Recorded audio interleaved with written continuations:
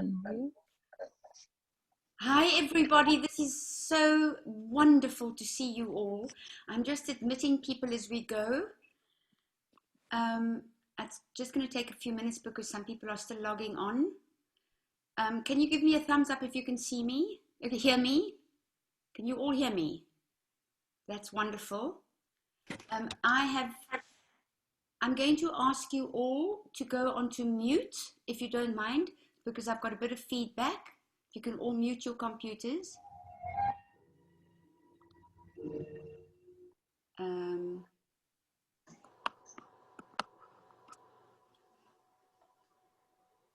Oh, this is so wonderful. Can some of you are not on mute, so I'm getting some background noise.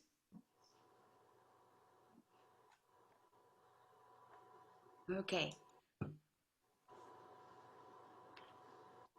I have just received some messages that some people are still trying to join us, which is wonderful.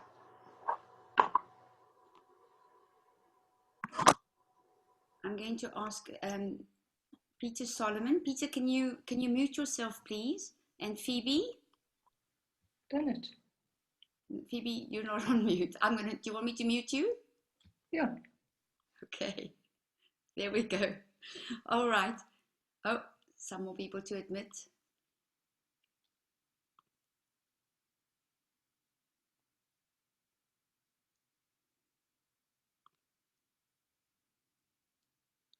So for all of you who aren't familiar with the Zoom platform, and I know that you've all asked me to do some explaining,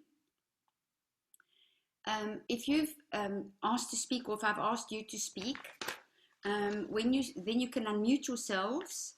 Also, if you go to the top of the screen and you see view, if you go onto speaker view, then you'll see the person who is speaking in the big screen. Gallery view, you'll just see everybody. But I must say it's really remarkable to see you all here. I will admit people as we go.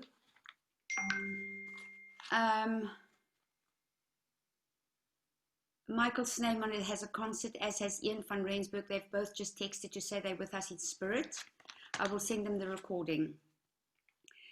This gathering of you all for Alan's memorial just shows the impact that Alan had on everybody. I'm going to speak a bit about his life. Alan was born in Johannesburg, South Africa on the 8th of July 1938 to Jewish Russian immigrant parents. He started his violin studies at the age of 8 with Max Weinbrunn, whose pedagogy and style was solidly rooted in the Russian school of violin playing. After winning the South African National Radio Competition at age 12, playing Zigeunerweisen, he was recruited by violinist Alberto d'Aguiar, who was actually a famous Portuguese violinist, with whom he studied until he went to the University of the Witwatersrand. Alan was considered a child prodigy, which a title he never appreciated. He couldn't stand the title child prodigy. From a very young age, Alan played chamber music with Marion Lewin, who was his lifelong friend and colleague, later with Pauline Nossel as well. Alan was known as one of South Africa's top violinists, composers, and music educators. He was fascinated by the Suzuki method. He studied all aspects of philosophy and pedagogy of the method, and he even wrote his own Suzuki method based on African and Afrikaans folk tunes. He strongly believed in taking the trauma out of violin study. His students had the privilege of having a combined pedagogy of the Suzuki method and solid European technique and foundation.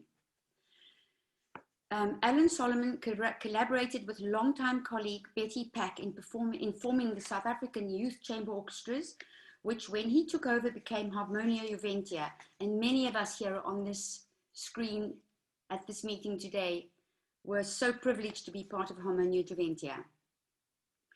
They coached hundreds of chamber groups over the years and gave us such incredible performance opportunities. It was such an honor to be in one of their chamber groups. And as kids, we knew it was an honor to be in the chamber groups. When Alan took part in the Carl Flesch competition in London, Yehudi Menuhin sent him a handwritten letter with the opening, "To my dear colleague Alan," and went on to praise his extraordinary performances. When Yehudi Menuhin came to South Africa to work with Alan's students, so Menuhin and Alan spent hours talking about yoga, transcendental states, practice methods, violin techniques, as well as the environment, politics, and poverty. They were soulmates in many, many ways. That very letter from Menuhin was what eventually got Alan his green card to stay in America, and Alan was extremely proud of that. In his youth and as an adult, Alan performed with the many great violin concerti with the great orchestras of South Africa, the SABC, the PAC, the Bloemfontein, Cape Town Symphony, and the Bulawayo Symphony Orchestra. He had so many funny stories about the Bulawayo Symphony Orchestra. He thoroughly enjoyed his weekly trio rehearsals with Peggy Haddon and Derek Oxer, as well as conducting the University of Pretoria orchestras, the Johannesburg Youth Orchestras, the TED Orchestras, and coaching the annual National String Orchestras. He was a founding member of the National Youth Orchestras when it was still a real camp at Hartbeespoort Dam. I met Alan when I was 13 years old at the National Youth Orchestra course in Bloemfontein. We seemed fascinated with each other. For 2 years, while I still lived in Cape Town, Alan wrote me interesting letters, almost weekly, which I responded to until we moved to Johannesburg when I was 16. He opened my mind to religion and philosophy, introduced me to the Kabbalah, and I can't even forget to mention all the different foods that he introduced me to. A funny story about our first date. Alan invited me to dinner at his house. We were supposed to be going to a concert afterwards. And I arrived for the dinner. And on the dinner plate was an avocado, a pickle, and some olives. And that was the dinner date. He was terribly proud of it. We sat on the stairs of his Fellside house because there wasn't a table. And after the dinner, we had an interesting evening because we listened to 2 LPs of Winston Churchill's speeches. And that was the first date. And I should have known at the time that that was going to be a slightly unusual relationship. I also once told Alan about a fantastic concert in Kimberley that I went to with my school class of this violinist, and I was in standard 1, which is 3rd grade, or standard 2, 4th grade, and it turned out that he was the violinist, and it was quite remarkable. We got married in 1979, and we had 2 children, Melissa and Christopher, which he said was the greatest achievement of his life.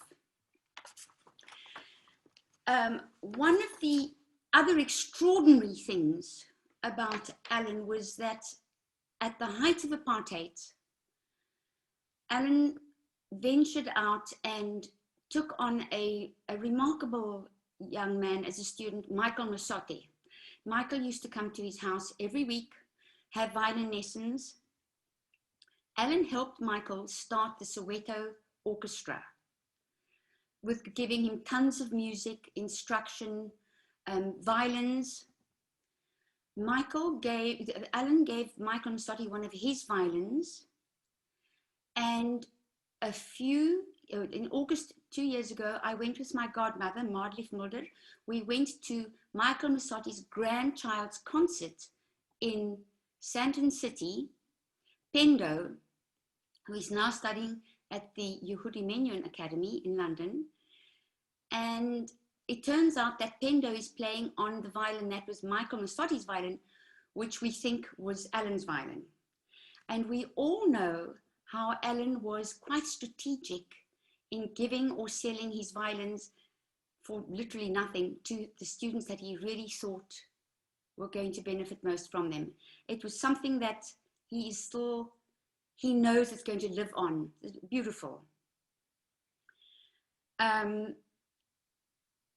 After enjoying a very successful career as a soloist, conductor, and professor of violin and viola at the University of Pretoria and the University of the Witwatersrand for almost 30 years, Alan retired in 1999 to immigrate to America. He settled in Long Island, New York, where for 10 years he taught violin at the North Shore Suzuki School. In 2009, he moved to Pasadena, California, where he continued to teach theory and music history, as well as cello choir to Melissa's students. In 2016, when Melissa moved to Austin, Texas, Alan moved to be closer to his two grandchildren, Leonardo and Julia. In Austin, he was thrilled to reunite with his childhood buddy and best friend, violinist Vincent Fratelli. They went out to lunch every week, found each other extremely interesting and hilariously amusing. And at this point, I would like to just read something that Vincent sent me this morning, because it's quite lovely. Vincent is joined with us. He's right here with us right now. Vincent said, Alan was the best friend a guy could ask for, and I miss him terribly, but will always hold our memories close to my heart. He was always available, supportive, and loyal to the core. We always shared so much history, so many stories, and lots of laughs. Alan's stories and humors were solid even during his last week. On our very last call, we even joked about our age and lack of memory, peppered with Afrikaans and laughing like crazy. He will always have a spot in my heart. Thank you, Vincent. Alan so loved you.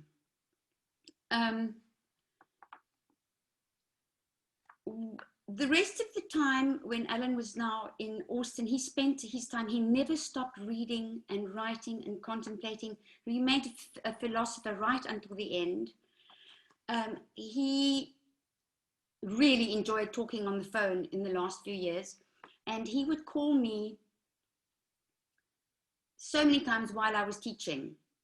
And we had this agreement that if I was teaching, I would just put the phone on, I would swipe on, and he would just listen to the lessons. And sometimes he would just listen until the phone literally cut out. It was remarkable. And then he would love to discuss the lesson with me afterwards in another follow-up phone call. I just have to admit some people. Okay. I so appreciated that he loved my teaching. It was very important to me, and that he loved listening to my students, and that he always gave constructive advice. We obviously got divorced in 1995, and even though we had a divorce, we did remain a family, and a very good family. Carl and I included Alan in everything we could. The children were remarkable. His last few days, Melissa and Christopher and I were with him the whole time. Christopher stayed at night. We spoke him through many things.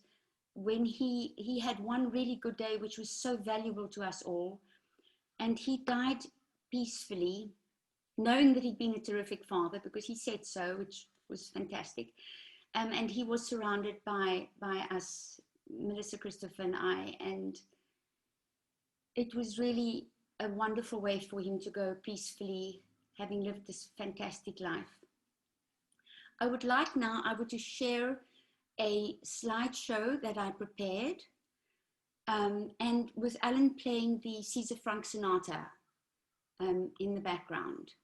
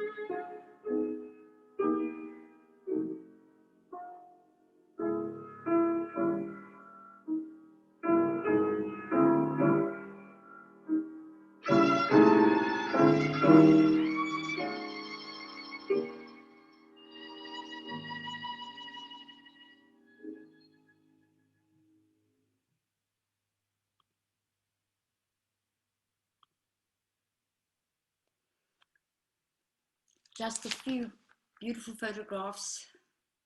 I have so many photographs of Alan when he was obviously much younger, but unfortunately they're all in storage in a box. And now Christopher's going to speak to us about his dad.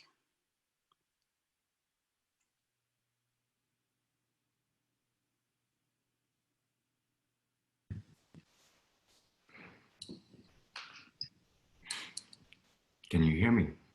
Yes, clearly. Hi, everyone.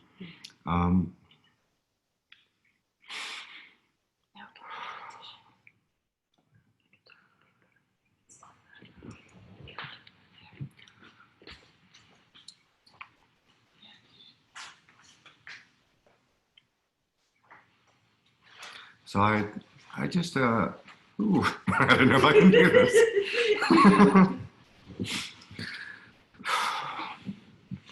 So I've just written a letter to Dad.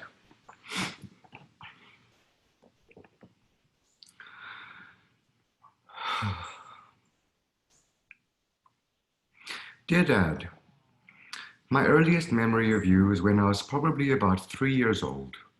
I was standing on your chest while you rocked me side to side while lying in bed in our house in Kew. I remember thinking you were the strongest man alive. And you so often had your nose in big books with esoteric titles, I was also sure that you were the smartest man alive as well. As I grew older and realized, as all kids do, that you were not the strongest, smartest man in the world, it only made me admire you even more. You transitioned from being a Superman to being my father, my loving, gentle, caring, and wise dad. With your wisdom and loving presence, there came lessons I learned, either directly from you or from observing you.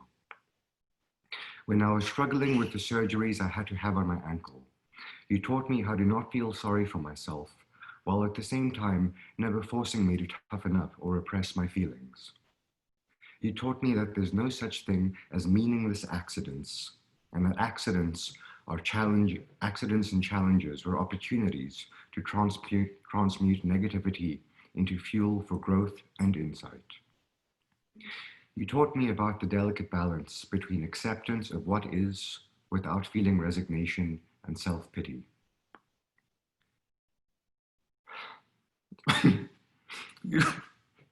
You taught me unconditional love by loving me unconditionally, without doting on me, showering me with praise, or needing others to be impressed by me. I could just feel your love for me, and it was endless and sincere. You could be supremely stubborn as well, and you frustrated the hell out of me when you made seemingly simple aspects of life so unnecessarily difficult for yourself. This taught me that there's more to life than transmuting challenges, and sometimes one just needs to go easy on oneself and drink a glass of water. I remember distinctly how we held onto each other and cried at the airport when I was 14 and you immigrated to New York while I stayed behind in South Africa shortly before I immigrated to Texas. It was painful for the both of us to go from seeing each other all the time to only seeing each other during summer breaks or on holidays. But when we were together, I loved how we could just hang out with each other, each sitting on our own chair in your living room without having to fill the silence with nonsense conversation or do anything aside from just be together. It felt spacious, calming, and meaningful. I appreciated how we co-regulated each other and our energies just clicked.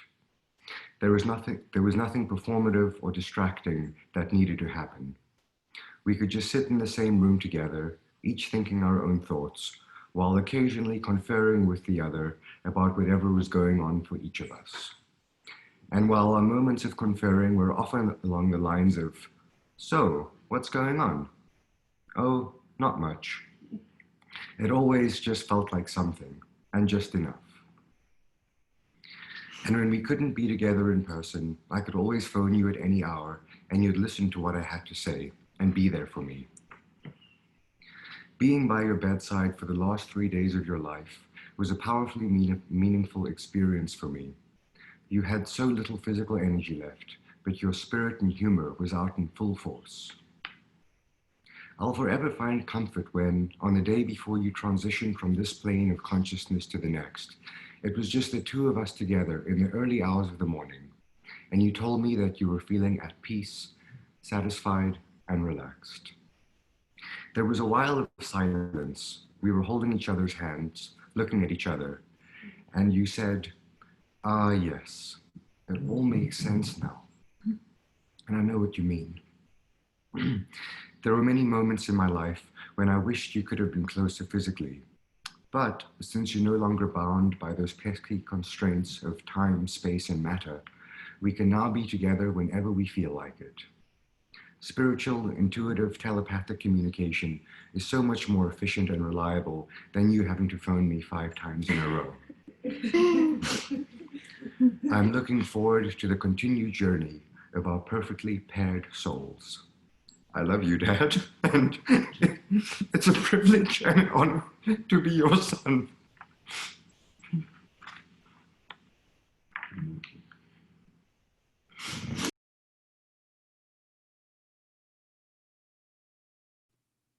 Thank you, Chris. Melis?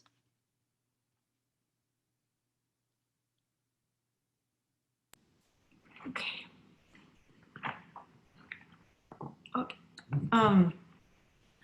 So my dad was many things, and you know him all, and you all know him in all the many roles he played so beautifully and so excellently throughout his life. I knew him as many of those roles too.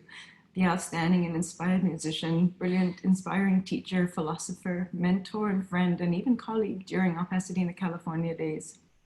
But really, to me, he was just my dad, and happened to be all those things too. And that Chris and I were lucky enough to grow up with him as our dad. I'm eternally grateful. And though I may be biased, I think out of all his roles, he was most proud of being a dad to me and Chris, and a grandfather to Leo and Julia. My dad was my safe place. Since I was tiny, I always knew with such a complete feeling of reassurance that if I was scared, I could crawl into bed and snuggle up next to my dad and be completely safe. I knew that if I was sick, he'd be there the entire time, whether I had a tummy ache or was throwing up all night. And when I couldn't breathe from countless bouts of asthmatic bronchitis, he'd stand with me holding the towel over my head while I breathed in steam from the boiling water of the humidifier. And would be up at midnight to make hot stuffed tea, a spicy healing herbal tea he came up with to help my cough, soothe my throat, and boost my immune system. Never in my whole life did he ever express that he was tired. And it never ever was an inconvenient time to talk or wake him up from a deep sleep for any reason whatsoever. I can't even count the number of times since high school, college, and after that too, I would call at some ungodly hour, like 2 or 3 a.m., knowing we were both night owls. He'd answer, clearly having just been woken. And I'd say, "Oh, sorry, Dad, did I wake you?" He'd always respond, no, I was up," while I could hear him search for his glasses on the nightstand and put them on, ready for a conversation of any sort. My dad always listened with sincere interest and without judgment. He took the good with the bad, the easy with the difficult, the ups with the downs, and embraced all of it because he just loved us.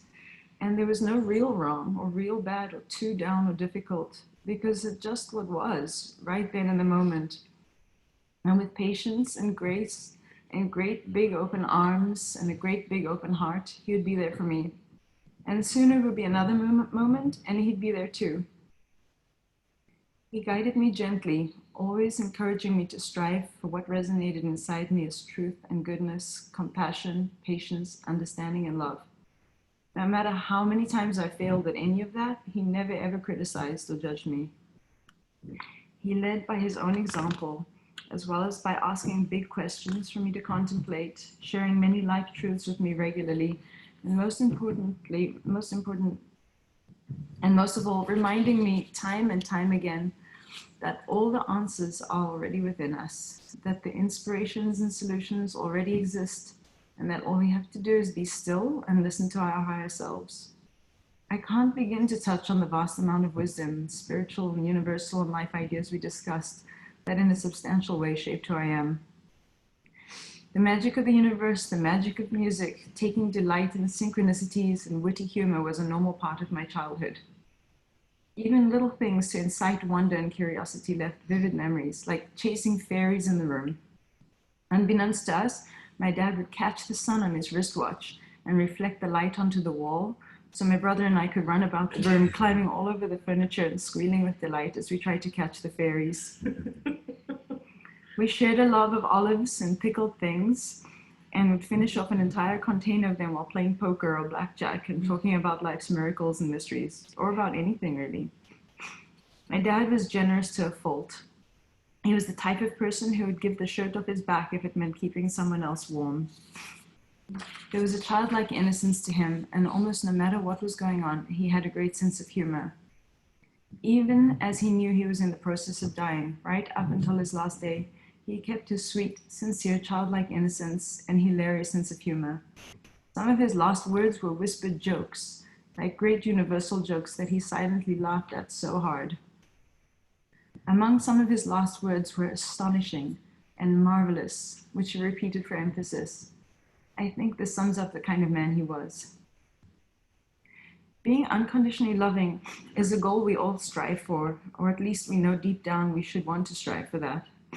I have not met many people who have truly lived a life of such sincere, unconditional loving as my dad, and almost everyone who knew him felt that. We just knew he loved us through and through, no matter what. We knew that nothing in the entire universe could shake or alter that for even a moment. Imagine the world we'd live in if everyone was a little like my dad in that way. I know my dad will live on in my and many people's hearts always. I know that losing someone like this shows you just how much you love that person and how every moment is precious. So, Dad, I'm going to take this opportunity, or maybe it's an invitation, to take the inspiration you are, and with what my heart has become through my relationship with you, live life more fully, dig deeper, live more curiously, be more present, more patient, more compassionate, more gentle, more loving, with humor and kindness, seeking truth, trusting the universe, and knowing that really love is all there is. That way, even though your body is gone, the marvelous and astonishing bundle of ideas that you are lives on. Dad, wherever you are, I hope you're blissfully joyful, peaceful, have all your questions answered, theories confirmed, and are basking in the beautiful light of love. You deserve every bit of that and more. Thank you for making the world a better, more colorful and beautiful place. I love you. Phyllis. Andre Swanepoel. Hello, everybody. I'm Andre Swanepoel, and I was a student of Alan's from 1977 to 1994. And I'm in Cardiff at the moment, that's not really important, but so Alan was a major figure in my youth and my development. He was not only my teacher, but he also conducted a lot of orchestras, numerous orchestras I played in, from the junior orchestra at Patterson Park to the TED, the Transvaal Education Department Orchestra, Youth Orchestra, to the University of Pretoria Symphony Orchestra. And my sister, Suzanne Patty, I think she's on this, she's here as well. She started having lessons with Alan when I was 1. And my brother Kobus played the cello in all the orchestras where I played, and my mother played in the University Symphony Orchestra. So Alan was a massive figure in our whole family life, basically until this very day. There was never a time that I can't remember that Alan was a great figure, and we discussed a lot of his theories and his thoughts about life. My first memory of Alan was before I started playing the violin, and it was at a concert, and I think it was in Pretoria, and I think it was maybe the Four Seasons that Alan had played.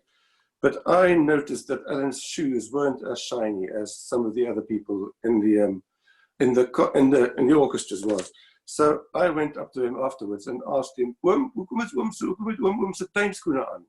which basically means, why are you wearing your garden shoes? Yeah, I started then having 5 minutes of my sister Patty's lessons at the Pretoria Conservatoire of Music when I was 5.5 or something. And later we drove to his house. Was it Unity Lane in in Johannesburg, where I remember Alan had a very fancy telephone, which would ring from time to time during lessons. I was very impressed with this telephone. And then later on, we went to have lessons at his house in Kew, and then even later at the Lefkowitz's house in Pretoria, and then even later at the University of Pretoria. So I mean, I think it was 17 years that I was with him. It was sort of massive chunk of my life. Alan spoke fantastic Afrikaans. I'm a native Afrikaans speaker, for those who don't know me.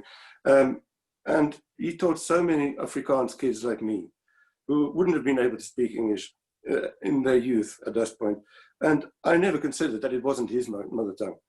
I mean, thinking back now, I do remember though that he rather poetically called this the bow, die boog in Afrikaans, which is basically the direct translation. But in Afrikaans, you'd say die stok, which means the stick. There was one occasion where I remember and looked very confused about this funny language. And it was when it was the TED orchestra, the Transvaal Education Department Orchestra, had a big extravaganza every year with mass choirs and everything. And one year, the Hallelujah Chorus was on the program, and it was being sung in Afrikaans. And in the Afrikaans translation of the Hallelujah Chorus, where the English text says King of Kings, the Afrikaans text is Hemelforce. And during the rehearsal, he looked very perplexed about this. And he leaned over to my sister, Patty, and he said, what is here Hemelforce? Which, if you translate it into English, is what is this heavenly sausage? So that was about the only time when Alan didn't quite seem to understand what this weird language was about. I mean, Alan was a very wise teacher, as I'm sure everybody knows.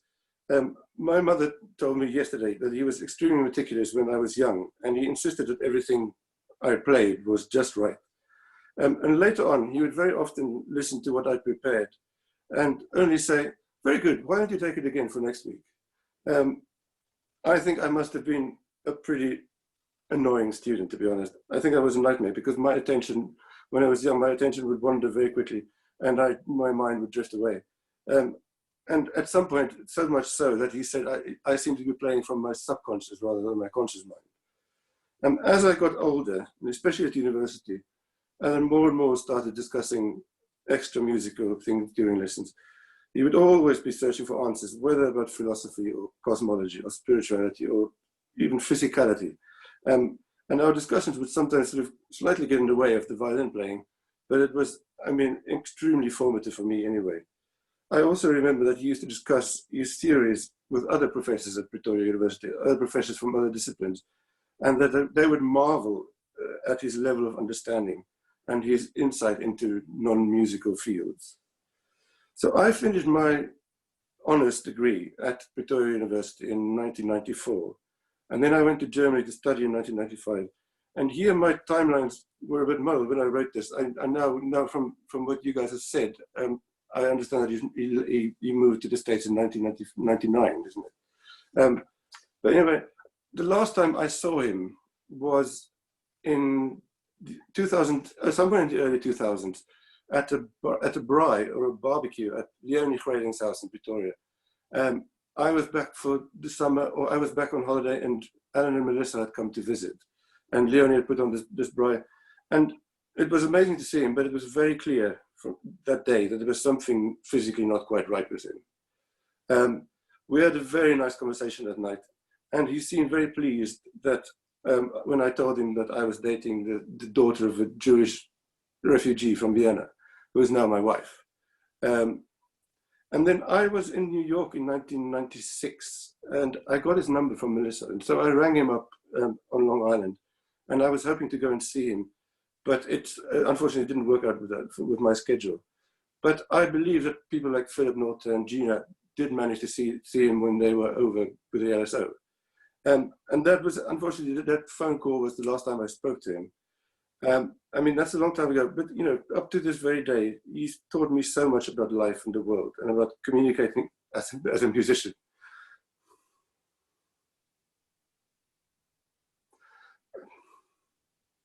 And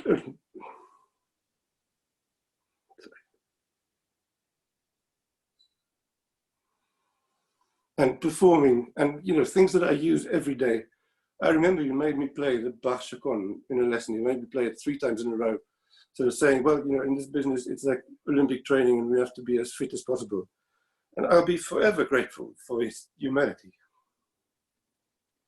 and his practical and spiritual advice about life and about the violin. And I'm sure I'm not the only one of us, one of his students that's trying to pass on this legacy to our own students every day. So in that sense, he's still with us, and he will be for many generations. Thank you so much. Thank you. Beautiful. Thank you so much, Andre. I'm going to ask Gerard. Gerard, if you can unmute yourself. Gerard Korsten.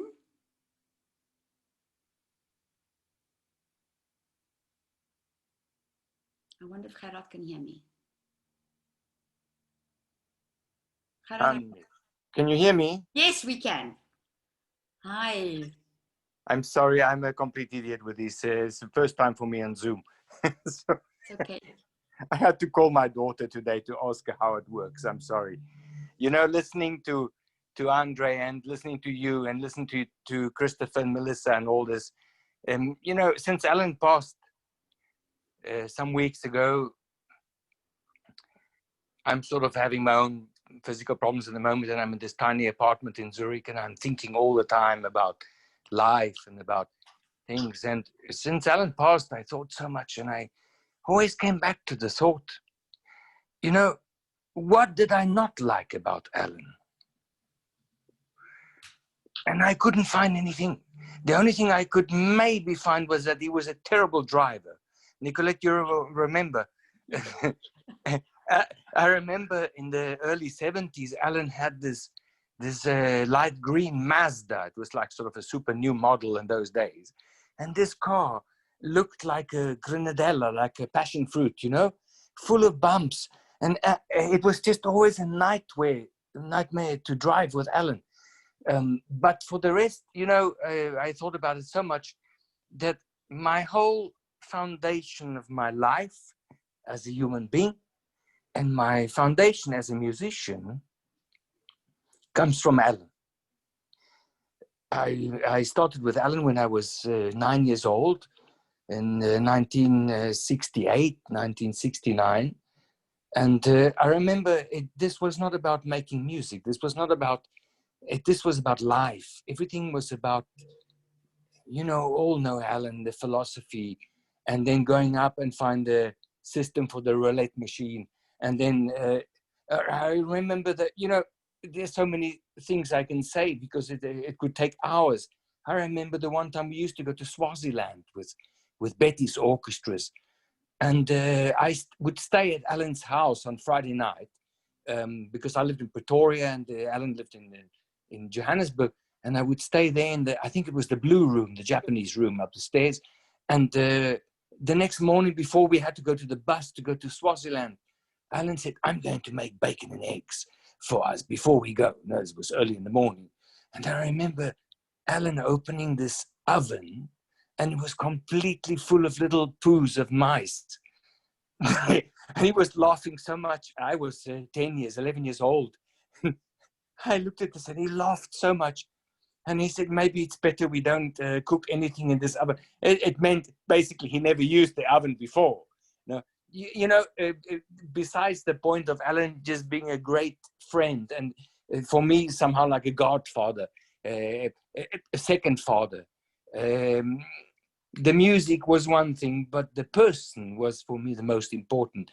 And 50 years later now, I am still carrying all that with me and thinking about, and not only Alan, but Nicolette, you and the kids. I didn't really know the kids because I was much older.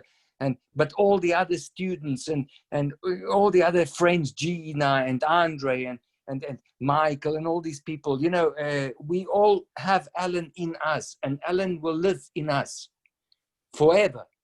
And hopefully will go on through your grandchildren, your children, of course, and your grandchildren, because that's what Alan always had this philosophy about afterlife and all that. I remember spending hours talking to Alan about this.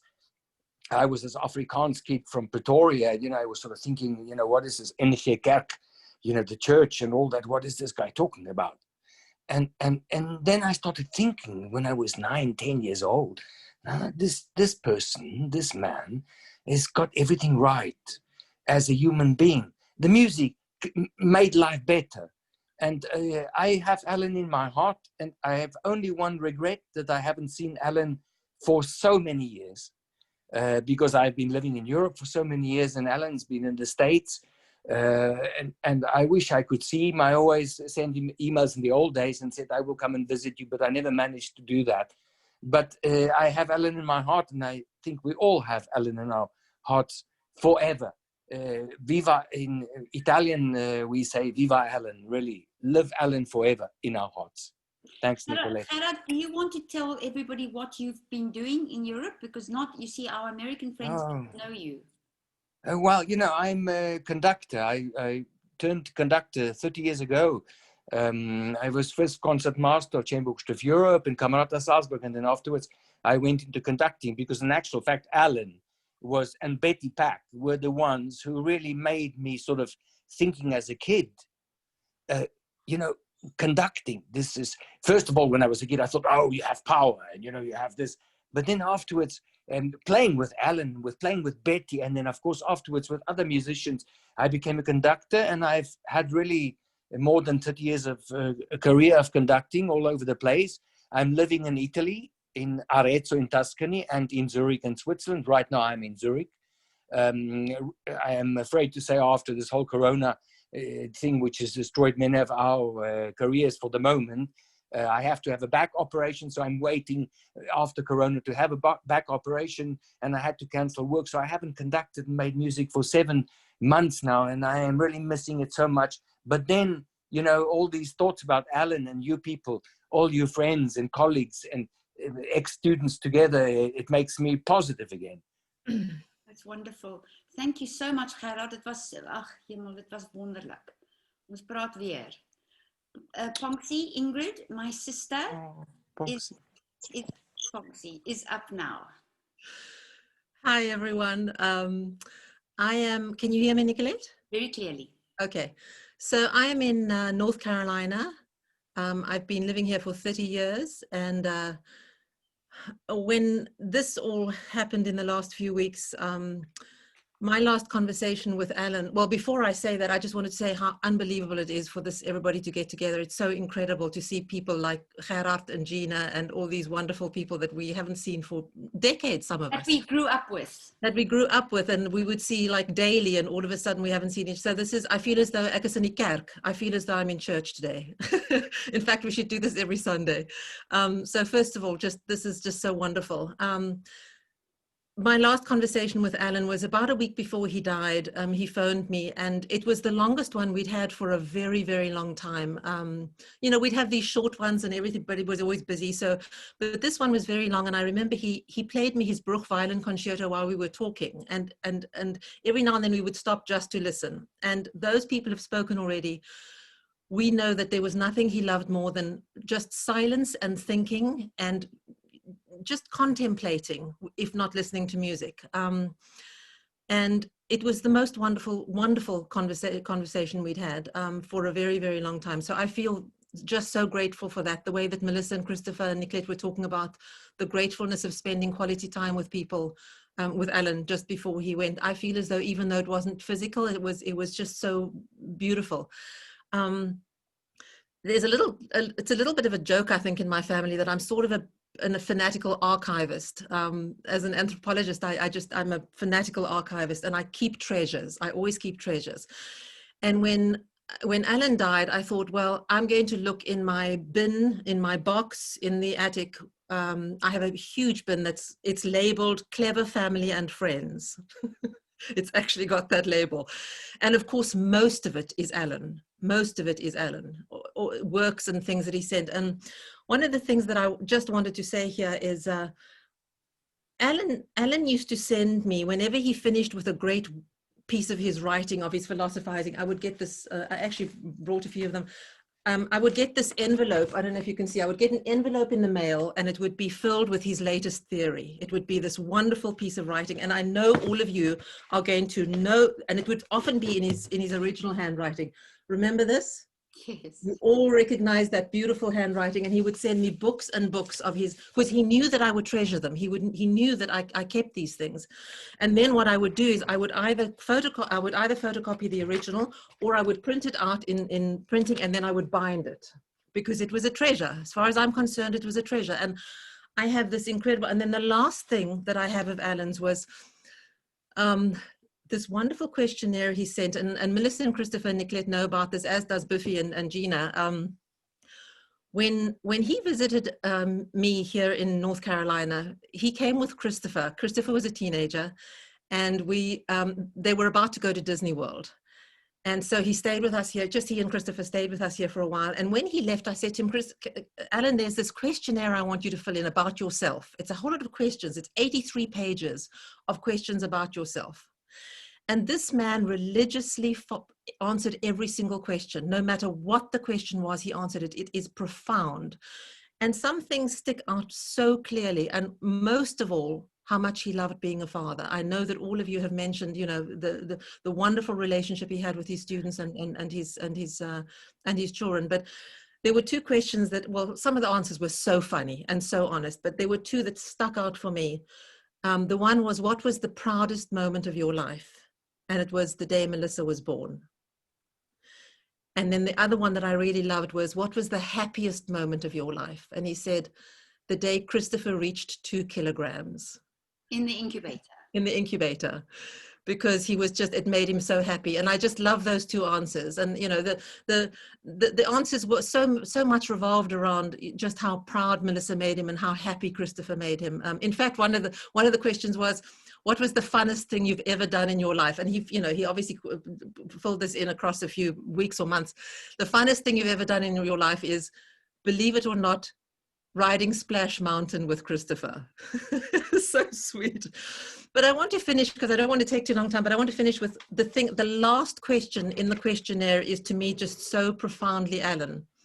The question is, now that you have completed the questionnaire about yourself, which question do you think there should have also been? And Alan fills in, is there a God? And then the question is, how would you answer that question?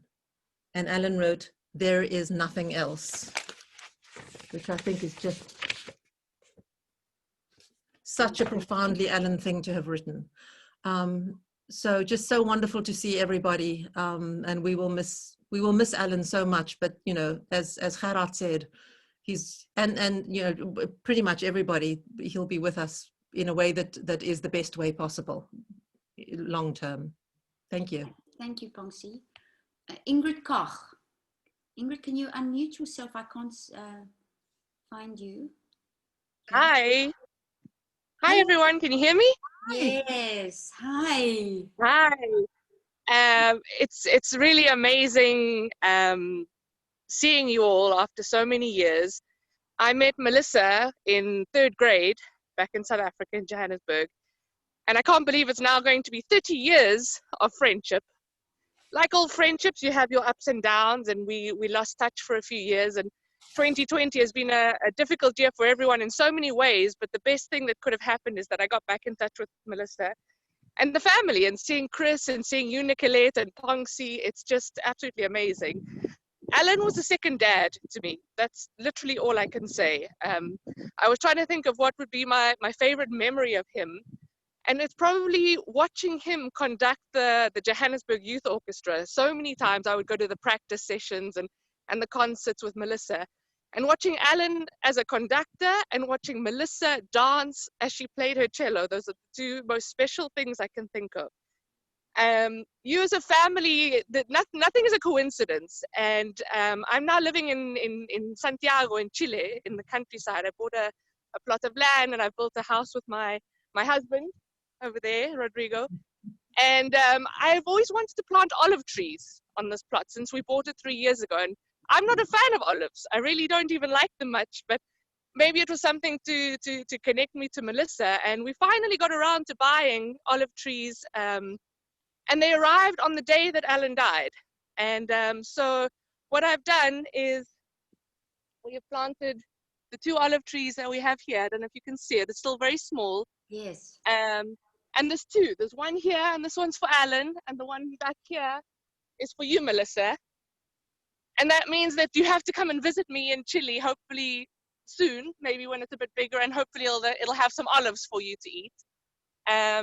So for me, Alan will be on my little plot of paradise here in the countryside in Chile forever, and I will treasure these trees, and hopefully they will grow and give us lots of shade and lots of good memories here. And I love you all lots. You're a second family to me.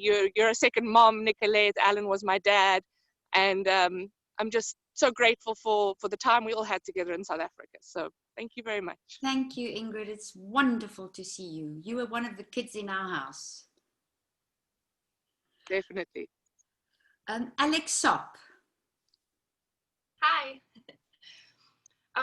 Melissa and I became inseparable our first year together at Juilliard. I'm a flute player, and actually, although I'd gone to Interlaken with Melissa, for some reason we did not collide until we first got to Juilliard and completely fell in love. As we found ourselves in this crazy new harsh, competitive, and sometimes cruel environment, we completely relied on each other for a sense of home, and a huge part of that came from the constant and nurturing presence of Alan. Because he lived in Long Island at the time, he would regularly check in with us, have dinner with us in the cafeteria. He attended all of our concerts and was always a steady yet gentle witness to our lives and sound, reliable source of advice for our sleep-deprived, perfection-obsessed, and coffee-induced mania. I called him Dad, and when I did, his face would light up, his eyes would twinkle, and Melissa would laugh hysterically. And everything would feel for a moment completely joyful, and whatever it was that was needlessly stressing me out would completely disappear. He was always there for us, and for that I am tremendously grateful. And Alex, he adored you, you know, and he just thought you were the most talented person out. Thank you for speaking. Hester Wurlitz. Hester, can you unmute yourself?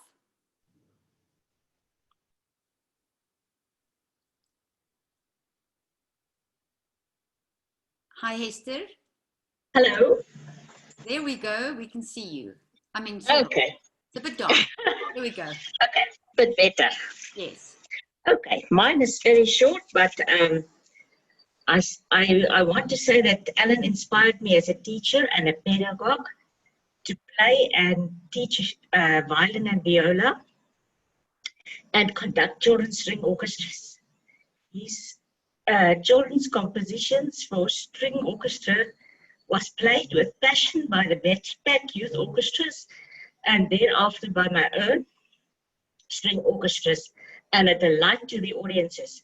The Animal Suite with Apologies to Saint-Saëns and the Miniature Symphony of the Children's Orchestra was performed also internationally at the opening of one of the international UNISA string competitions.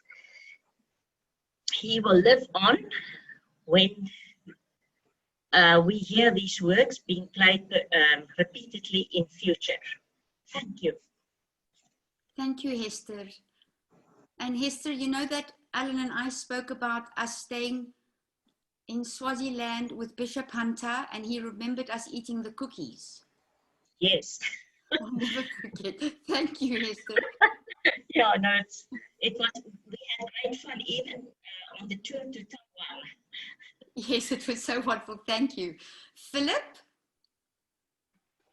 and Dorette. Thank you, Nicolette. Hi. I knew of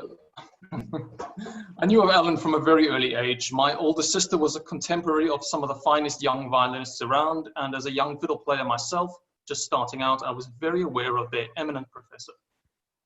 My first interaction with him was as a young second violinist in the then TED orchestra.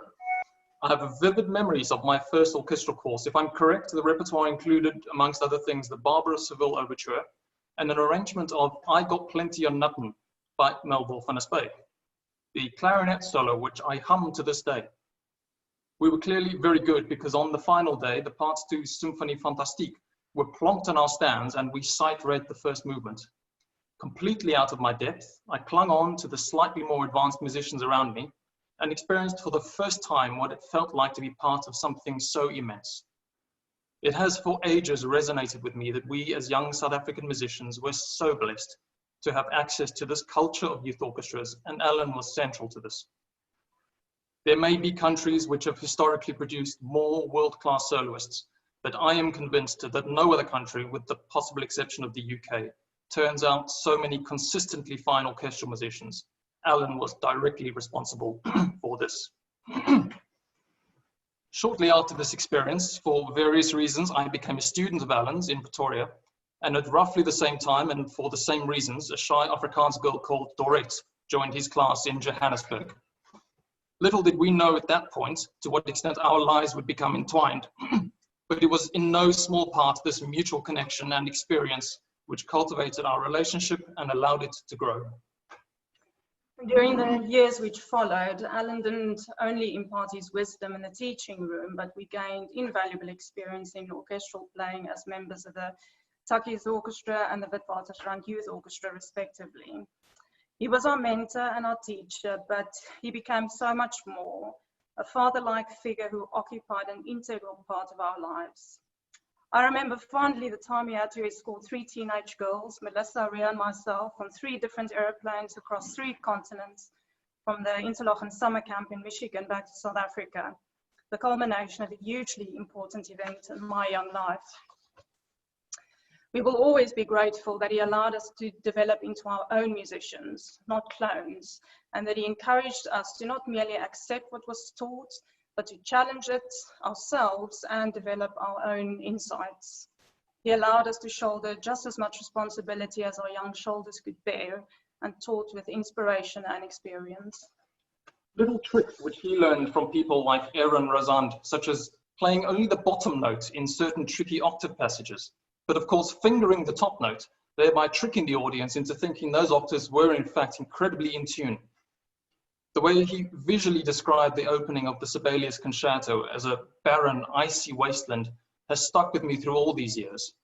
The way every guitarist does it, he said. I can't honestly say that I lacked in the self-confidence department, but through his gentle, patient, and persistent encouragement, he transformed Dorette into a confident player and instilled in her a self-belief which ultimately led to him accomplishing his mission of helping her get out of her cage, as he always liked to put it.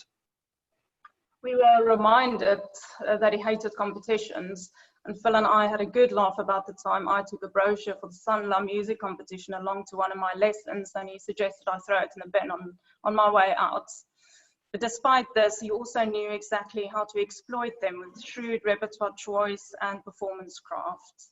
He clearly had a great deal of competition success with many of his students, but the real testament to his teaching abilities lies in the vast number of his students at the top of the music profession, both in South Africa and in numerous top orchestras and chamber groups around the world. We both regret that because of our younger ages, we didn't often have the opportunity to enjoy a beer together and truly get to grips with the world's issues. And goodness knows we seem to be facing a lot more now than we did then. We left South Africa at similar times, he to the US and us to study in Europe. But Dorette and I were very fortunate to be able to visit him at his home in Port Jefferson, Long Island in 2005, just days after I had proposed to Dorette. He shared in our excitement over a much-loved pumpkin beer, but didn't neglect his duty of making sure that we were sure getting married was in fact a good idea. We will miss Alan greatly, but mostly we are grateful that during his time on this planet, we were able to benefit even slightly from his wisdom and guidance. We will forever hold dear the warmth and comfort of his presence, and he will continue to occupy a special place in our hearts. Rest in peace, dearest Alan. Thank you so much. That was beautiful. Fem is sitting, I think, in Australia. Where are you, Fem? That's right. It's 2 in the morning, everyone. And yet you look as if you've just fresh. Well, you know, before COVID, this would have been my witching hour. So perhaps it's still ingrained in me. I think I come to this amazing celebration and memorial from a very different side. It's the Solomon household that I come to. I remember a conversation with Alan during the Wits Youth Orchestra, where I went up to him and I was playing second violin, and I went up to him and I said, I don't think I want to be in the orchestra anymore. And he said, oh, yes. And I said, no one can see me. And I was worried, you know, they could only see the tip of my bow, and I needed to be downstage center. And he said, well, if you practice, then you can get further down the front. Like he had a little moment of getting me like away to, I was like, that wasn't quite the response I was looking for, but it was the right answer. And then in later years, I took my violining to the jazz side of things. And I remember just before, it must have been just before he left, we must have crossed paths at a gig or something. And it was at a nightclub, a jazz club. That's right. Yeah. I mean, did Alan go to jazz clubs? Is that the kind of... he came with me. Yes, that's correct. And I remember thinking, oh, here we go. Here we go. And I was ready for it. I was waiting for it. And he came up and he was gorgeous and magnificent and gushing. And I said, you know, would you ever consider coming up and having a little go? And he was like, no. You have to learn the rules to break them. And I'm not sure which ones I want to break yet. There was always this gorgeous and madcap philosophy that went with music, but he wanted to talk improvisation and, you know, what I thought on that. And I literally was like, I don't think when I can't. And it was always this wonderful thing. And I should have called him up. You know, I should have just said, come on, you know, have a go. It's, you know, it'll be in A minor. It's fine. But yeah, there was always that, he always remains, even though I sort of left the study of it quite early and, you know, went over to the dark side quite early. He's always stayed with me in moments, and it's beautiful to be part of this today. Thanks for having me here. Thank you so much, Fem. Talking about calling up, you should have, because we were once sitting in a venue and Eartha Kitt was singing. And she saw Alan's violin. Alan had just come from something else. And she said, hey, you with the violin, come up here. And Alan looked at me and he said, Eartha Kitt. I said, go. And the two of them did the most fantastic performance. He improvised, she sang. It was so fantastic. And then she asked him to come the next week where she was doing a gig in Sandton. And we did that, and he was just absolutely loving it. And do you remember he played with Jerry Lewis? No, what? Whole tour. So you should have just called him up. That would have been, can you imagine the 2 a.m. conversations with that lot? Yes, that was fantastic. Thank you, Fem. We so appreciate you being here. We'll never forget you as a little sparkling child. Interesting. And one more thing, obviously COVID, we're all taking on tasks that we never thought we'd do. So I'm digitizing all of my home videos. I have VHSs coming out of every orifice at the moment. And I have one that is a whole lot of concerts from Suzuki concerts that I did with the youth orchestra, and I'll send them over. I mean, to have that stuff digitized now is amazing. Fantastic. Thank you, Fem. And now we would like to welcome Linda Gore, one of Alan's first friends in the United States. Thank you, Nicolette. And it's nice to meet you. I never met you, only your children. I'll be very quick here because I actually want to read something from Alan's book, which I think is a message to all of us from Alan. And it'll keep us in his heart, keep him in our hearts. Just briefly though, the Suzuki school where Alan took a job was calling all their families for a place to live. We didn't really have extra room. We had a small house, 2 kids, but we had a very primitive cottage on the property. And they brought Alan over and I said, you know, you can stay here if you want. He said, it's perfect, in his wonderful accent. I said, are you sure? He said it was perfect. It really wasn't perfect, but he made it perfect and he never complained. And many times when there were blizzards, my family and I would sit in our house and we're thinking, we better check on him because I don't really think that place is livable. But we'd go over and we'd check, and it was perfect. And our times together were amazing. The driving story was hysterical because I did take him to take his driving test in New York, and he failed 100%. And he couldn't understand why. He said, "This is the way I've always driven." I said, "Well, in New York, I think you have to do it differently." So he took driving lessons, and of course, once he was in a school, he did it, diligently. But my experience with Alan was not musical. My children were musical. I don't have any of these wonderful experiences that I'm enjoying listening to. My experience with him was having his wisdom. As a matter of fact, he and I started a Course in Miracles study group together like 20 years ago, which is still going on. It has changed me. He changed me, his wisdom, his conversations. So many times they were way over my head, but I've grown into understanding what he was talking about.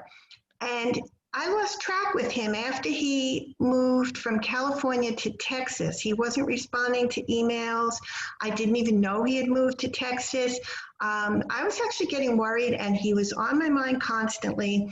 And I tried doing, for years, I tried doing exactly what Alan taught me, was that fertile soil in the subconscious is where you can make anything happen, such as the way he got his staccato bow stroke, a story he told me. He did that through his subconscious. And I decided, you know what, I'm just going to keep putting it in there that I need to know if Alan's okay, where is Alan? And within the last month of his life, he called me out of the blue. And we talked like all of you have had these wonderful conversations. And he left me with a gift. He told me he wrote this book. I immediately went out and got this book, the story of Piggy the Frog. Very symbolic. It's all his wisdom embedded in a very frolicking story. Like he says here at the surface level, it's a rhyming children's story. But at the deeper level, it's a soul's journey from childhood innocence to ultimate spiritual enlightenment. And I didn't know actually what to say, Nicolette, when you asked me, because I'm not musical. And I was walking in the woods with my dogs, and the trees spoke to me. Chapter 6, 4 paragraphs. I didn't even know what that meant till I went home and I realized he's talking about his book. I went to chapter 6 and 4 paragraphs. I realized he has a message for all of us. And he's doing it. Christopher, I heard you use the word telepathic. So many of you have talked about his wisdom and his innate ability to be in other dimensions, always to be at peace no matter what his circumstances were, which he got from those other dimensions. I read these 4 paragraphs. I said, this is Alan's message to all of you. So I'll just read this, and hopefully all of you have this book. And so this is the journey of these 4 crazy little characters, and they've gone on a journey from town to town. So they're leaving one town, and so they said au revoir. Then they got into their car and continued along the same route. They drove several hours on a road lined with flowers and trees bearing all kinds of fruit. He's telling us here where he is. They got out and walked, and not one of them talked, for the air was so silent and still. Piggy thought he should pray, when a voice seemed to say, "You can rest here and eat as you will." All 4 turned around when they heard the soft sound of the voice, which seemed distant yet near. But no one was there. And Pete cried, where are you hiding? Please, won't you appear?" We are the trees of the garden of ease and simplicity. We all bear fruit. In our special soil, there is no need for toil.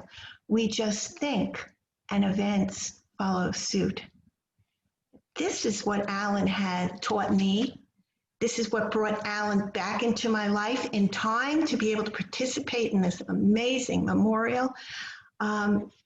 It's just unbelievable that he wrote this, and we had conversations about this book, but he never actually said, "I have a message in here for my children." I don't think he knew it until you all get this book and you read chapter 6, the first 4 paragraphs.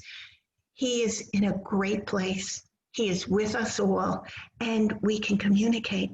Whatever you need, you just go back to the wisdom he taught you. Don't be so worldly. I don't mean to say that preachy like. It's like eliminating ourselves from the worldly thinking into the Alan thinking. And that's where all the peace and the answers, because we all have toils and troubles in our lives. And Alan will be there. He's everywhere now. He's everywhere. So thank you, Nicolette, for including me. Oh, Linda, I must tell you an interesting thing. I did come and stay in your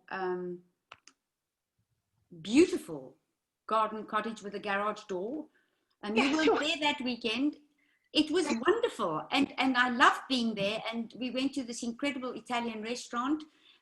It was just fantastic, and I really loved staying. I slept on the that sleeper bed couch thing, you know, the one with the white wrought. Oh yes, the day bed. Yeah. I didn't know you were there. He didn't tell me. You weren't there that weekend, or I don't know where you were. But it was okay.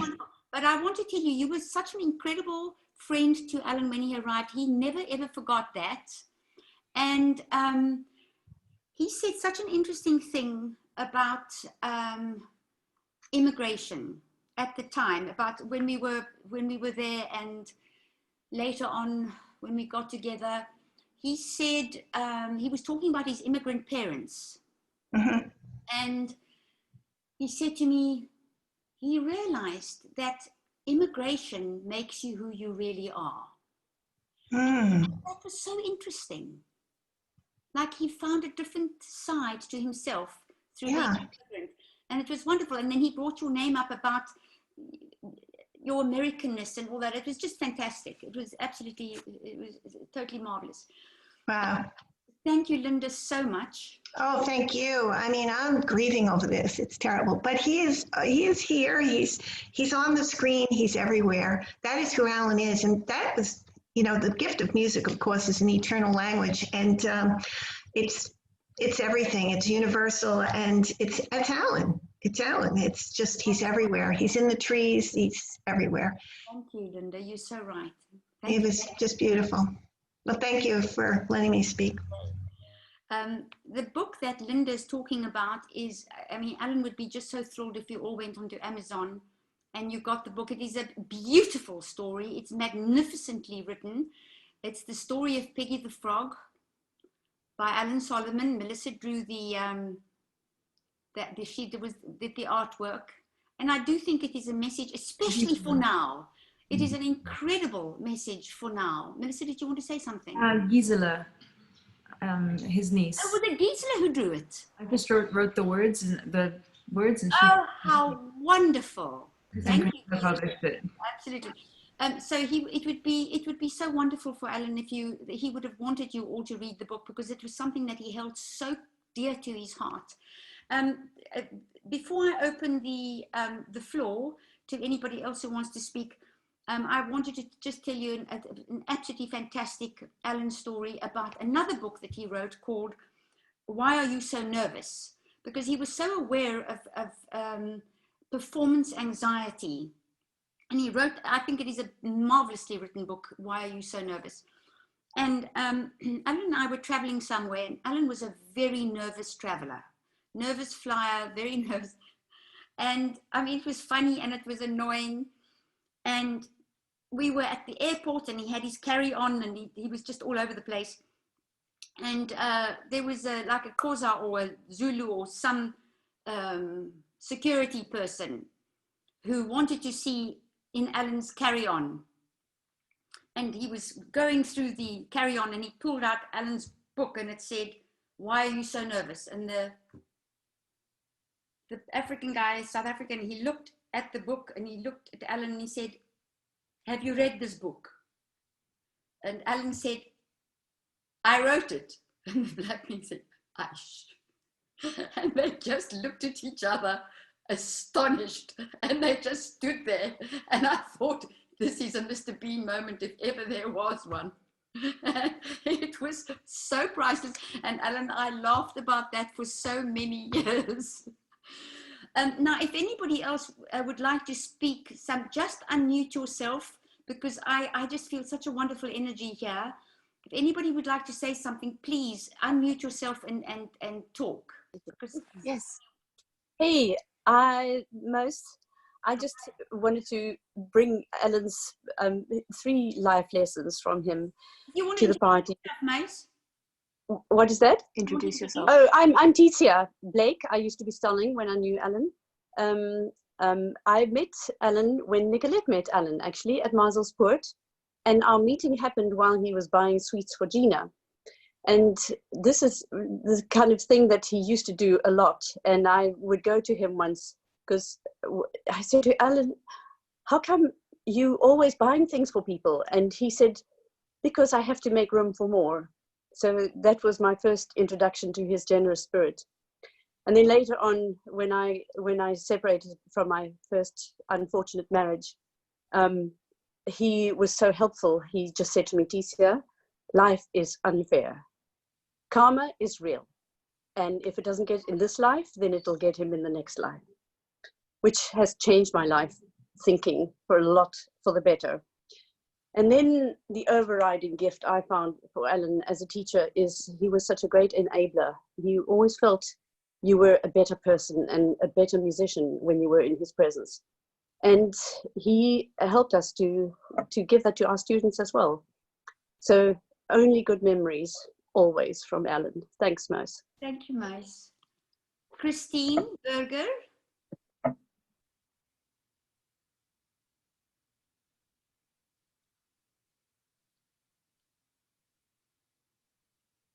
Christine? Can't quite see you. You have to unmute yourself, Christine. And you have to put your camera on. Can't. Okay. There we go. It's Can you see me? Can't see you because you've got your camera off, your video off. Are you there, Christine? You've got to unmute. Sorry, it's just not working. But I can hear you. Yeah, okay. My contribution would just be to say that after my accident, I remember Alan coming into my hospital room and telling me to sit up and start seeing my violin in my mind and practicing with my fingers. And for many people, he was the mentor that brought them to huge success musically and also personally. And for me, he brought me the huge success of being able to take on my life after my accident. And I really think he was one of the most influential people in my life in that sense. And I thank him for that. And I thank you all for, also having been part of that in your own ways. Do you want to tell everybody where you are now, your life now? Yeah, can you see me now? Yes. Now you can see me. Okay. I'm based in Stuttgart in Germany now. I'm not a violinist. Violin was not the route that I followed. I also didn't become a psychologist because Alan told me not to make my mind small and go in one direction. And I'm also grateful to him for that. Yeah, everyone was speaking about all the conversations they had with him about life, and I think he gave me a platform for at least 2 years where I used to go in to violin lessons, and sometimes I'd come out thinking I hadn't really played my violin, but I had spoken so much about life and the unfairness of certain experiences. And I think, Melissa, you said how he always taught or I think it was you, Christopher, that maybe like a challenge or something difficult in one's life is also something positive that can take you somewhere. And ultimately, I suppose that's true. Thank you. Thank you. Thomas, Peter? Yeah, hi, I'm Thomas. Some of you know me as Peter. I just wanted to say a short something. I was a student of Melissa's for many years in Pasadena. And also I went to Alan's house, I think on Thursday afternoons when I was in 3rd and 4th grade for music theory lessons. And I just remembered those afternoons so fondly.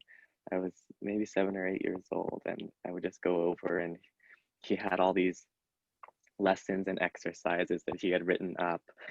I remember he taught me about Hildegard von Bingen and taught me how to write in that archaic style. And I remember one day when I was over, I think my mom was late picking me up or something, and we had finished the lesson for the day, and we just went over to his piano, that little that gray electric keyboard that had all the different buttons, and we just sort of were playing around, and I was just clicking all the different buttons of all the different sounds, and he was just laughing, and I was laughing, and it was just really fun. I think I'll cherish that moment for a long time. So thank you. Thank you for being here. You were also a great part. I wanted to ask Shalane.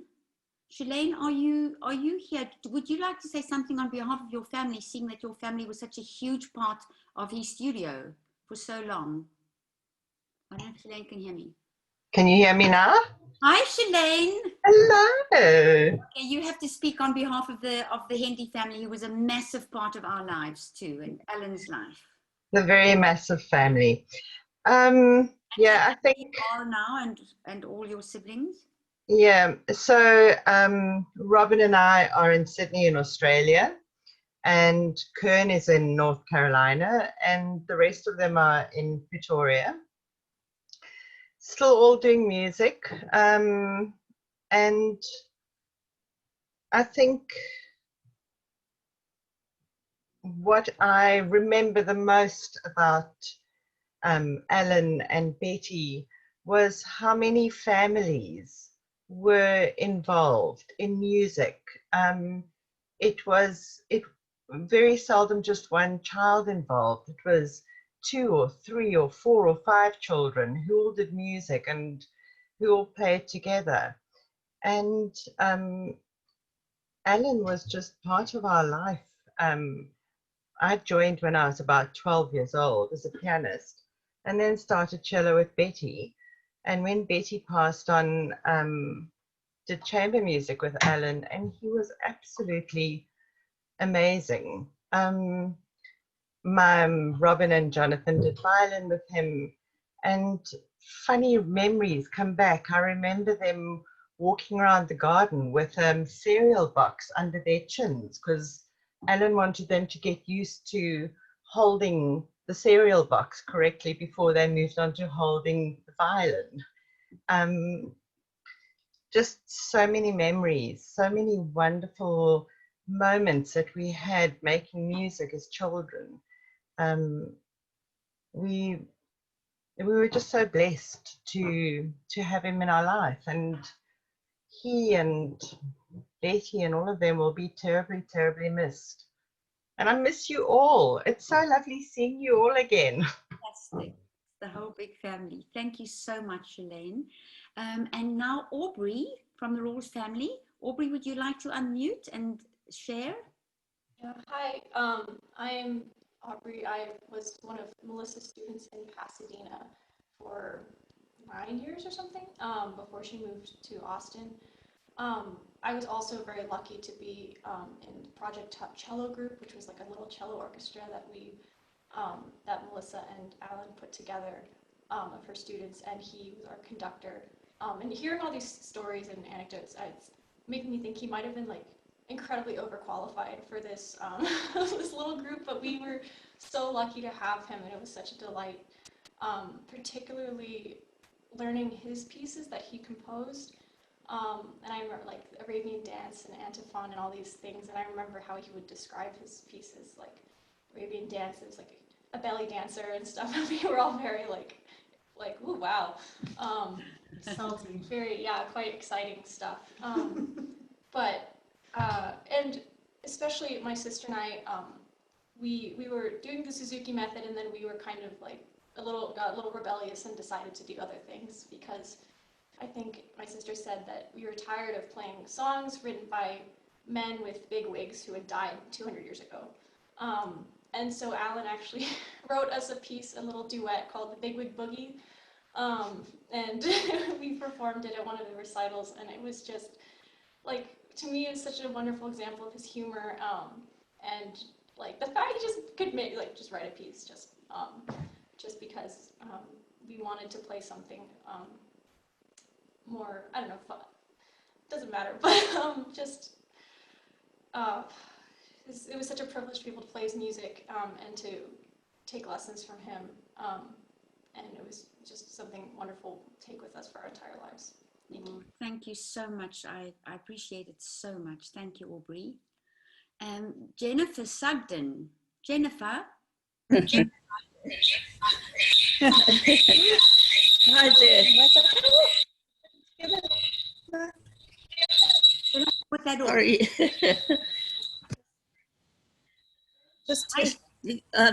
I just can you hear me? Yes, clearly.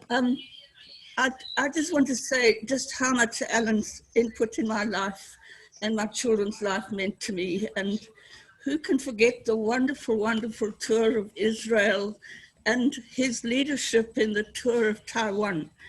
And it's just meant so much in mine and my children's lives, and I just want to pay tribute to Alan and you, Nicolette, and all he's meant to me in my life. I'm still playing the violin at 85, sorry, in the Durban City Orchestra. So it's a passion of mine, and Alan had so much input in my life. Thank you very much. Thank you for speaking, Jennifer. You were also an enormous part of our lives from when we were little until forever. Thank you so much. And Nina is, of course, still... Thank you. Thank you. Thanks, Nicolette. You want to say Thank you. Oh, I just remember going to a chamber rehearsal at Alan's house, and I'd forgotten my cello bow. So Alan, I was so nervous that he was going to reprimand me, but instead he said, no problem, and he brought out a viola bow and he said, you've got to just make do with this and just play the right notes. So he always had a solution no matter what. Wonderful. Thank you so much for being here. Love to you all. Thank you. Thanks, Nicolette. Sheila? Bye. Thanks. I just love being able to share with everyone the joy we had in knowing Alan. Even the briefest social encounter would turn into a philosophical discussion about the meaning of life. He introduced me to the books of Alexander Solzhenitsyn and his philosophical thinking. He inspired me as a parent. Before Christopher was born, I remember him talking about how he'd read to Melissa before she went to bed. And he said, but that was not the important time. The important time was still being in the room and waiting there until she fell asleep. Because in that time, while she was drifting off, she'd suddenly remember something and tell me something incredibly important that happened in the day. And if I hadn't been there, I would never have known about it, because life is busy and children don't talk about these things. And that changed how that inspired me and made me lie with my kids and sit with them until they fell asleep as well. Even when we were so busy with the little children and never had time for really good adult conversations, he would say, this is the most important, whatever you're doing at the moment is the most important thing you could be doing, and invest in that 100%. So, he was just always so grounded and gave one such incredibly good advice. And, I just feel very blessed and fortunate to have known him back in South Africa through my friendship with Ingrid. The two of us were at school from elementary days. And then also in Los Angeles. So I'm just grateful to have had Alan in my life at all. So thank you. Thank you so much, Sheila. Of course, part of the family too. Anybody else would like to say something? Yes. Celeste, go ahead. I think I know probably, but so first I'm very, very touched by all the testimony to Alan. I mean, it just brings back his presence, and in a very humble way. It was bigger than life because he had an incredible wide scope of interest. I mean, he was interested in so many things, and everything was enriched by his inquisitive mind in a way. And together with that, to see how many lives he's touched and his generosity, his love for his children, it's quite amazing, in fact, in terms of a person, as a person. And I think with all the testimonies that comes forward today, brings his presence, and what speaks the most to me is actually what Ingrid shared, saying his answer to is there God, and him saying that's all there is. I think it really speaks loud for Alan, and I think he expressed that on a daily basis. So yeah, we send you lots of love, all of you, Melissa, Christophe. Do you want to just to tell everybody who you are and where you are? Yes, I'm Pascal. Pascal and Alain, my husband Alain. Can't see you. And we met Alain as a friend in South Africa. We're still in South Africa, in Johannesburg. And that's about it. Yeah. Thank you so much for sharing and being part of this. Celeste, did you want to say something? Go ahead, unmute yourself. Hi everyone, it's lovely to see the old familiar faces again. As all of you, I also feel very blessed to have had Alan in my life as a huge influence at the beginning of the whole story for me as a violinist. I was a small town girl who was maybe a big fish in a very small pond, and then ended up studying music at the University of Pretoria, and being put in a pond with huge fish like Andre Swanepoel. And Alan, he kind of didn't look up in my lessons for 2 years. And the highlight of my week was Tuesday evening orchestra practice, and afterwards we would always go as a group with Alan to have a meal and to talk.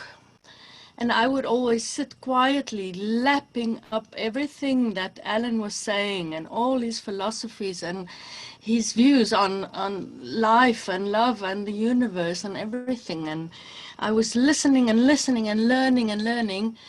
And then one day in the lesson, I said something to him which made him literally and figuratively look up. And that's when our friendship started. And I could ask him anything. And he always had the wonderful insight on things that, those unanswerable questions of the universe. And I was at that point in time quite often being an au pair for Melissa and Christopher, and I remember fondly how I would have these two really lovely, fantastic kids, and having to entertain them, and it meant often having to improvise while they were all teaching back in that beautiful Japanese studio. So I have very beautiful memories of the times and the meals that we had and talking about everything. Alan, you told me from a very young age to be a Suzuki teacher. You have to be a Suzuki teacher, and I always ignored him. I honestly thought that that wasn't for me. And it took me many years and moving halfway across the world to realize that Alan was right. And that's probably the biggest gift Alan ever gave me. So thank you, Alan. I'll miss you. It's so wonderful to be in contact. I have just gotten some text messages for people who arrived late. they would like to see the slideshow. So I will share the screen again. And for all of you that arrived late, because this is now going to be, if anybody else wants to talk before we do the slideshow, please go ahead and unmute yourself and say so. If you would like to say something, this is the time. Anybody else? Yes. Doreen, hi. Hi. You remember the Japanese studio so well. Absolutely. I live in Montreal, and our family went to South Africa for work. I was teaching at the American International School, and I was wondering, where on earth am I going to get? My kids had started Suzuki before going to South Africa, so I was wondering where I would get a Suzuki follow-up. And fortunately, someone recommended you, Nicolette. And through, well, both my son and my daughter, actually Melissa coached Omari on cello for a while before he could join the youth orchestra, but it was very nice to have both Crystal and Omari be with Alan in the Johannesburg Youth Orchestra. We still all have very fond memories of our time there, and actually, they still play, both of them. Crystal is an attorney in California, and she plays with the Lawyers Orchestra as well. And she told me once that she ran into Christopher and Alan in California, so I thought that was wonderful. But I just want to tell you, Chris and Melissa, and all of you that my heart goes out for you, with you, and that the memories I shared with your family, and especially with Alan as well, will remain with me forever. And the same thing, I know my kids would say the same as well. Such happy memories, Doreen. Our conversations were so Yes. and the wolf that used to come and lie in the studio when Crystal was playing. Remember that, Kira? It was so fantastic. And I must tell you that, especially for Omari, he told me that he just couldn't be there because it was too difficult for him. So just to let you know, for both of them, they will treasure the times that they spent in the Joburg Youth Orchestra. Fantastic. Thank you so much for joining us and for speaking. Anybody else, feel free. You can barge right in. Nicolette? Distant. Yeah. I just wanted to also say, of course, our family with my dad, Inky Arles and Annelie, took lessons with Alan, and Constanza Marie and I with Betty. You know, we were part of those days when, like you say, Hartbeespoort poor dumb. We all started with the youth orchestras, and all Betty's and Alan's, the orchestras and the tours and the concerts. All the girls with their white long dresses. Yeah, you know, we sort of, it's just part of the fabric of our lives, really. And we've all ended up also in the music and in teaching and in conducting orchestras. And so, yeah, it's just the influence is incredible, and spread all over the world. So many students having gone and, you know, continued the legacy in their own way. And yeah, so Alan has just part of all of our lives. It's you can't really imagine. You're in New Zealand now, so. Yes. Annelie and I, we are here. And Constanza Marie is in Europe. She's in Germany. In Germany, yes. But just, yeah, it's just great to see so many people I know online here tonight. And thank you for making this possible and including all of us in the Absolutely, I can't tell you what a wonderful send-off this. I just feel that Alan is somewhere with us right now. Oh, absolutely. That's a wonderful thing. Anybody else would like to say something before I replay? Can I say something, Nicolette? Miss Fluke, of course you can. Carol. Yes. I think Alan was probably one of the kindest men I ever met.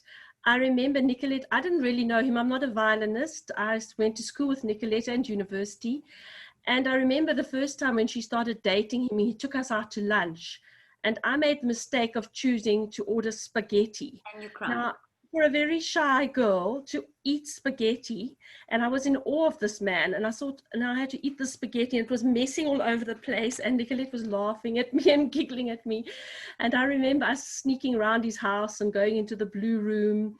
And I remember she used to call him the Amp because he was very short, and my husband and I very tall, and we once stayed in their house when they went on holiday, and John used to keep bashing his head on the chandelier, and they found this really funny. And then, you know, someone said he would give you the shirt off his back. Well, he literally did give John a shirt, which he's had for many, many years. He used to wear it eventually in the garden. It was this sort of checked Farmer Brown kind of shirt. And then also, why am I so nervous? I remember our matric performance, and I was a wreck because I was I was always also a very shy girl. And Alan came and he said to me, he was so encouraging and so sort of, you know, built up a confidence, which, yeah. And then I also have that book in my possession and read it and also use it with many of my students. So yeah, just very fond memories of him. And yeah, he really was such a kind man. I really appreciated knowing him. But really also a huge part of our lives. Yeah. Thank you, Carol. Anybody else would like to say something? Please jump right in.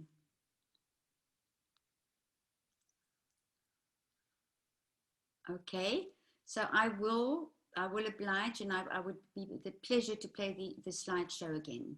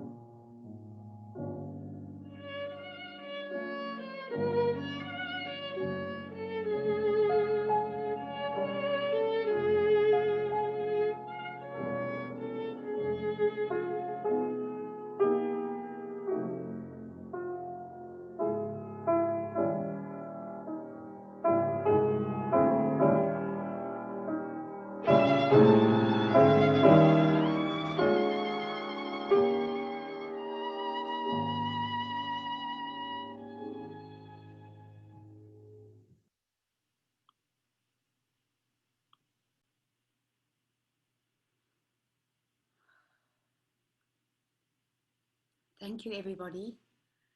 Oh, I see one of, I'm so sorry, one of Alan's best friends from his youth. Ronald, I see you just arrived at the end of the meeting. It was so wonderful that everybody's been here. One of the last things I want to say, a few weeks ago when Alan was very aware of his moving on, we were joking about it. And I said, well, Alan, must I say rest in peace? And he said, Gods, no, I've been resting for the last 10 years. And I thought, he's ready for his next adventure. So I want to thank everybody for being here. I think everybody's spoken who wants to say something. It's just been wonderful to see you all.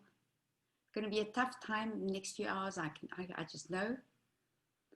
But thank you, everybody. I wish you all well, and I hope we all get together sometime in the future again. Thank you for being here.